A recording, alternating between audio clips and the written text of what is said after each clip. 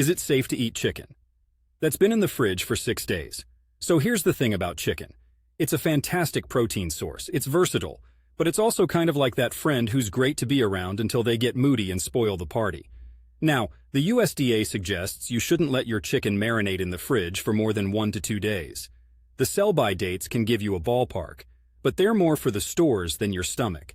However, there's a bit of a gray area because you're telling me that this chicken of yours has remained sealed in its factory swaddling. Seal or no seal, a week is edging into you're playing with fire territory.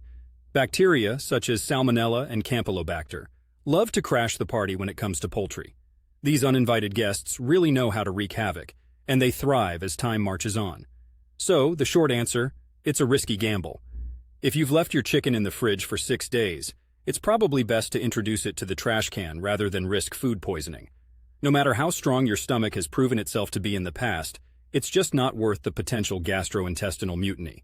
What to look for before you pitch it? Granted, some chicken might seem okay, but would you bet your health on might? If you're on the fence, check for these spoilage signs. Odor. Does it smell like a wet dog that's been rolling around in garbage? If yes, it's waving red flags at you. Color. Fresh chicken is kind of peachy or dull pink. If it's starting to resemble a grayish hue, it's basically sending you a do not resuscitate note. Texture. If that chicken is slimy and not just a little wet, but like someone spilled the salad dressing all over it, it's time to let go. Trust your instincts, or just the facts.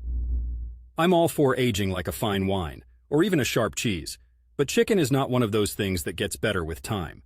Raw chicken doesn't age into a vintage roast. It devolves into a bacteria-laden science experiment.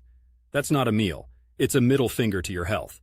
It's one of those cases where, if you have to ask, you probably already know the answer. Trust those instincts. Or better yet, trust the guidelines set by experts. Next time, you might want to freeze that chicken if you're not planning on eating it right away.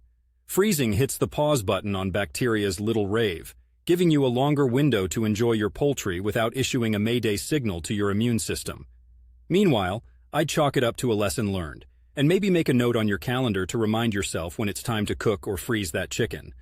Because while the heartbreak of tossing it hurts, the pain of food poisoning is a whole lot worse. Play it safe. There will always be more chicken in the sea. The store.